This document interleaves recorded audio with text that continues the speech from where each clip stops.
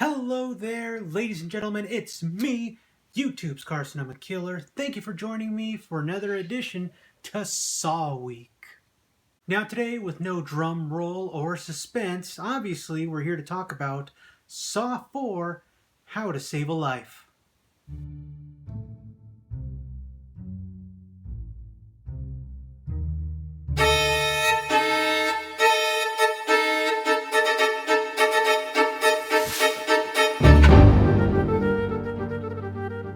Now, I did enjoy Saw 4, definitely more than I did Saw 3, which is weird because Lee Winnell, the original writer of Saw, did not come back for this movie. So it's kind of weird that Lee Winnell left the franchise after the third one, which was the movie I didn't like, yet once he left, the fourth film turned out okay. So what do I know?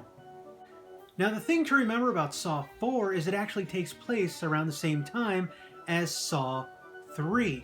So while the grieving father is going through the traps and, well, letting people die, so at the same time we have Detective Riggs, who's also being set up for his own game. Now, before Detective Carey died tragically in the third film, she actually apparently contacted two FBI agents and let them know that, hey, something's going on within this department and I want it to be investigated. And of course the FBI agents decide to interrogate Jill, Jigsaw's ex-wife. And during a flashback we find out Jill actually had a free clinic, and one night it was being robbed by an addict and he accidentally smashed the door into Jill's pregnant belly, killing the child. So Jigsaw decides, I want to seek revenge, so he creates his very first trap and abducts the addict. So Detective Riggs is now on a mad dash to try and save Detective Wahlberg, as well as Detective Hoffman, who are both stuck in a trap. They're actually on this weird seesaw trap. So if Detective Hoffman's side goes down, he gets electrocuted in water. And, well, if Detective Wahlberg's side goes down, he gets hung. So, you know, they're trying to balance each other out, but it's not that simple because Detective Hoffman's sitting in a chair and Detective Wahlberg is standing on a block of solid ice. And remember, his foot is broken.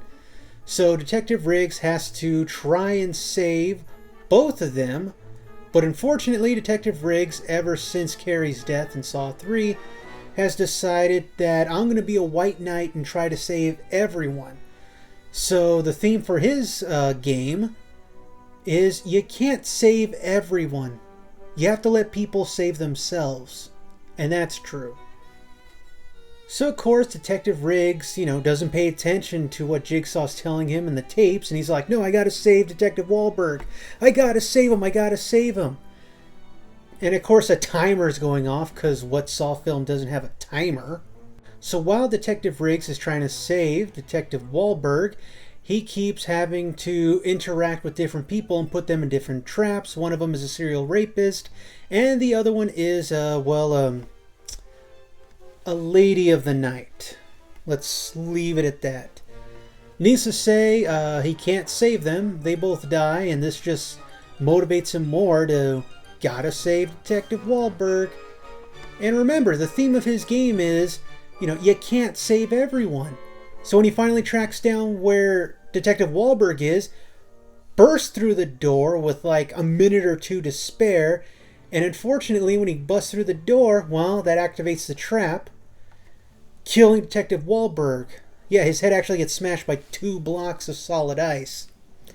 I don't know why. I guess maybe they thought Detective Wahlberg was too cool.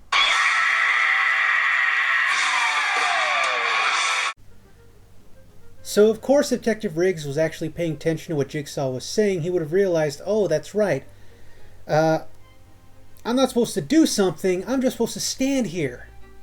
And Detective Wahlberg would have been fine. And, of course, because Detective Wahlberg dies, remember, they're on a seesaw. So Detective Hoffman's side goes down into the water, where he gets electrocuted. Psych! Turns out Detective Hoffman was another Jigsaw apprentice. So, yeah, he just stands up and leaves, staring at Detective Riggs like, you dum-dum, what were you really thinking? Come on. The clues were there. Play by the rules. And at the same time, the FBI agents are trying to locate Jigsaw. One of them dies, so the surviving FBI agent just grabs Jill. Remember, she's Jigsaw's ex-wife, and he's convinced she has something to do with this. So he goes down to the warehouse at the end of Saw 3, sees the door shut, opens it. There's the grieving father, still tears in his eyes, and he points a gun at the FBI agent, asking him, "Where's my daughter?" And of course, because he has a gun, FBI agent doesn't know any better. Bang! Shoots the grieving father. So not only in this movie do we get no Leigh Whannell as a writer in the movie, but this is also the last film directed by Darren Lynn Bousman. Well, not his last film, but the last Saw film he directed. So it sucks. It's sad to see him go, but hey, at least he got to direct Repo the Genetic Opera. One of my personal favorite films. I recommend it if you're into musicals. If you're not, well, watch the crummy one with that pretty boy in it. I forget his name. You know the one. Alright, so that's going to do it for me today. Hope you guys are liking Saw Week so far. Remember, if you like what you see, leave a comment down below. I'll gladly have a discussion with you guys about the Saw franchise. I am eagerly awaiting Jigsaw. Can't wait to see it. I'll definitely watch it in movie theaters. First day, well, maybe second day, but I'll definitely go see it. Alright then, ladies and gentlemen, as always, I'm YouTube's Carcinoma Killer. Thank you for watching and enjoy the rest of Saw Week. Bye, everybody.